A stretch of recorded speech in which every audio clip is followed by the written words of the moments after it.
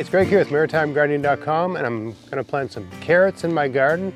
And I thought I'd do a little video on planting carrots, when to plant them, how to plant them, that sort of thing, for those that are new to gardening, or maybe they've been gardening for a while and have had variable success with carrots and want to know what to do. So let's get going here. So I got a nice bed here. This bed is 8 feet by 8 feet. And as you can see, I've got it divided in half with a couple planks so I can walk down the middle without compressing the soil. So I've got pelletized, the variety here is called Volcano. Okay, a pelletized seed. If you've bought carrots before as a seed, if they're non-pelletized, they're very difficult to plant. It's a lot easier to have success with pelletized seeds. They cost a little bit more, but generally speaking, it's a lot easier to plant using pelletized seed. Now these are provided by my sponsor, Vesey's Seeds. If you like free shipping, check out the little plug at the end of this video explaining everything. Check that out. Not going to talk about it anymore. Let's get going here. So, when to plant carrots? For me, where I live, Nova Scotia, Canada, the best time of year to plant carrots is when you've got the right temperature for the seeds to germinate, but it's still early enough into spring where we're getting regular rains, so I don't have to do a lot of work here as a gardener watering and that sort of thing, because the water just falls out of the sky. And generally speaking, that time of year is when I start seeing yellow dandelions on my lawn or on my neighbor's lawn. If you've got one of those perfect lawns, just look at your neighbor's lawn. Look at cracks in the road, that sort of thing, right? Where the road meets the curb, right? Wherever the dandelions appear near your property, the dandelion is a great indicator of how much energy from the sun has been absorbed from the ground, because the dandelion responds to that, to the season, right? So it's an indicator of how far along the season is. So when you start seeing the yellow dandelion flowers, generally speaking, at least where I live anyway, that's an indication that it's been warm enough for long enough, but still early enough in the spring. It's sort of the perfect time to plant carrots and things like carrots. So let's get going here.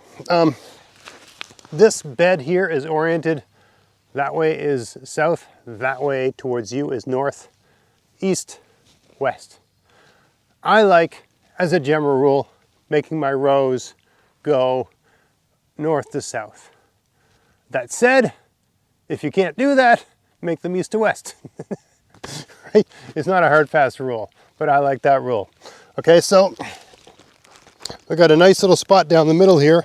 I'm going to make a row about a fist away from this middle thing here. Okay, and I'm just planting these seeds about a 1/4 inch deep. What is that? That's like less than a centimeter for those that are metric.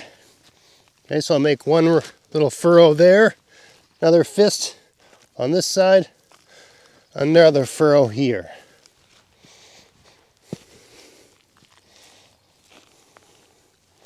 Okay, now I'm going to make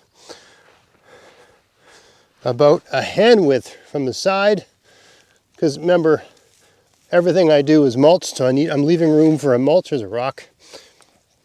I'll just move things out of the way, but about a hand span from the edge. That'll leave space here for a mulch once the carrots are about 4 or 5 inches high. Now I'm going to make 2 hand spans, roughly 2 hand spans, right? One down the middle here.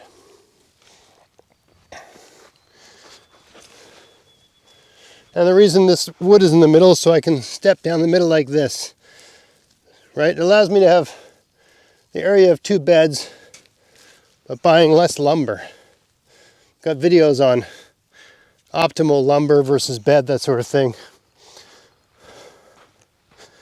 All right, so I'll do the same thing over here.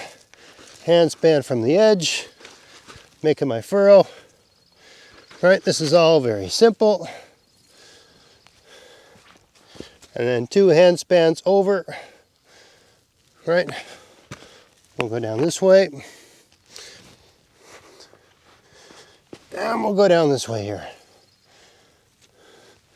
There's a lot of carrots For me, this is about all the carrots you want to plant as a home gardener. You can plant more, but how many carrots are you going to eat? How many carrots can you store?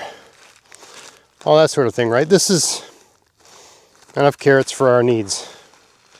So I'm going to put about half the bag in my hand, and I'm just going to work my way down here, putting a carrot seed every 2 inches or every 1 inch.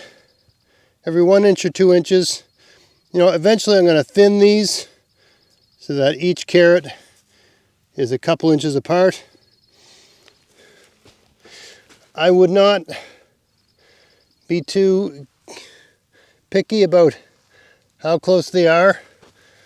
You know, for me, gardening in general, I defer to speed and getting it done.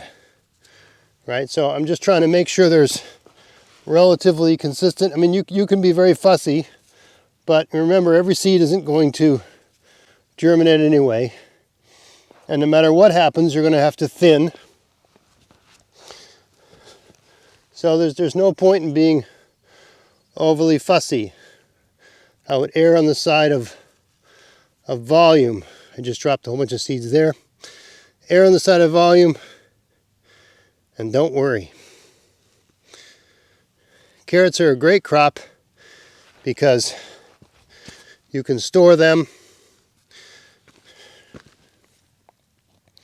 Right, you can harvest them in the fall, put them in a cardboard box, stick them in a fridge or a cold space or a cold room, or even a garage floor if it's not too hot, and they'll keep for months and months. Even if they get a little bit rubbery, they'll still be good. All right. I think that's good. I'm going to go a little bit heavier here just to make sure. Okay, so I've just done this side here. Now I just push the soil together and pat down. Pat, pat, pat, pat, like that. You pat so that your soil doesn't move around from rains and that sort of thing.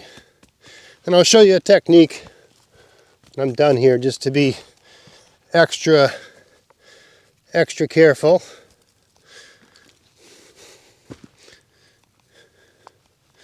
Like that.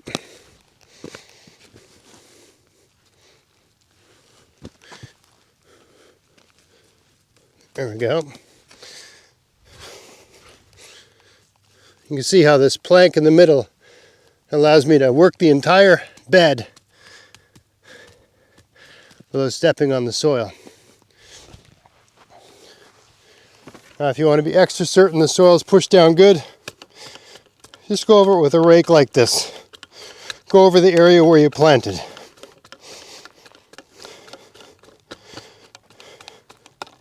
Yes, this is compacting the soil, but that's okay, because it's more important. It's going to compact anyway with rain and that sort of thing.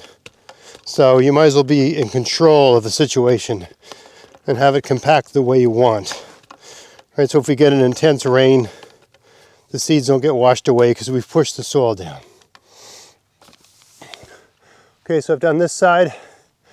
Now I got to do this side, right? So I'll do that off camera. Once these plants, sorry, there's some bugs around here.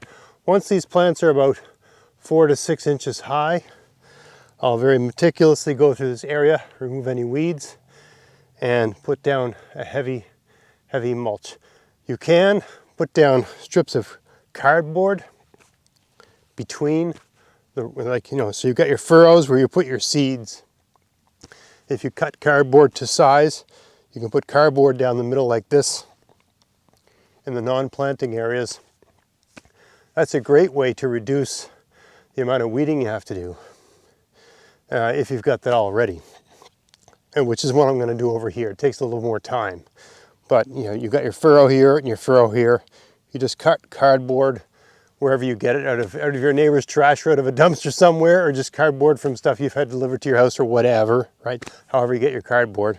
You cut it to size and you put a piece of cardboard down the middle between your rows and just weight it down with rotten wood, rocks, whatever, anything you can weight it down with. If you've got enough weight on it, it's not going to move around. A lot of people see where I've got cardboard in my garden, they say, what do you do about wind, that sort of thing? Trust me, this is Nova Scotia, Canada. I'm about 2 kilometers from the North Atlantic Ocean. And I'm at a high point. It's very windy here. We get tropical storms, hurricane force winds, and gusts. It gets very windy. If you put stuff on top of your cardboard, you know, planks, old wood, rotten wood, rocks, whatever, it's not going to go anywhere. Anyway, I got to do this side, so I'll do it off camera.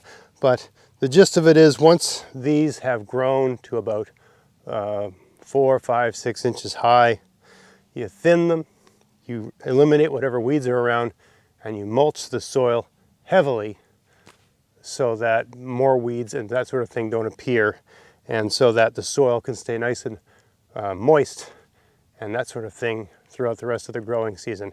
Because we're planting our carrots now in middle of May, early May, you know, that sort of time, but we're not going to be harvesting these things until November. I mean, we can start harvesting them in September, or maybe even earlier, baby carrots, that sort of thing. We're going to thin them out, we can harvest those. So we can start harvesting them, you know, end of summer, early fall.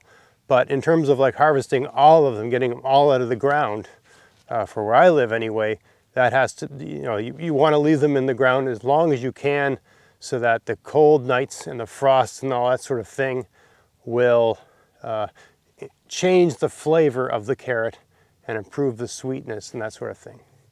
So anyway, that's all I got to say about carrots. Once you see yellow dandelions, that's the time to plant them. Use a technique like the one I showed you here. You know, keep them watered. If you've got regular rains, that makes it even easier. Cross your fingers, and if you get everything just right, it should be dead easy to get carrots going.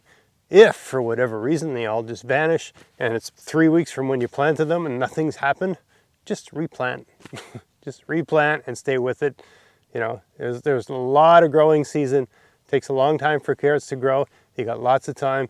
If your first initial seeding and planting is a failure, just replant. No big deal. Okay? But ideally, if you get it all just right and you plant where the dandelions are yellow, at least where I live anyway, it should all work out just fine because there's still some rain. It's sort of the ideal time. The temperature is right for germination, but it's not so hot that the soil dries out really easily. All that sort of stuff, it should work out just fine. Well, anyway, I hope you found this interesting. If you did, please like, share, subscribe, and until next time, get out there, get at it, have fun in your garden. Thanks for watching. Hey, do you like getting free shipping? Then go to Vessies.com to buy whatever you need for your garden this year and use my coupon code GAVS24 to get free shipping as long as there's a pack of seeds in the order and there's no oversized items. Check out the description box of this video for details. You can buy everything you need from Vessies.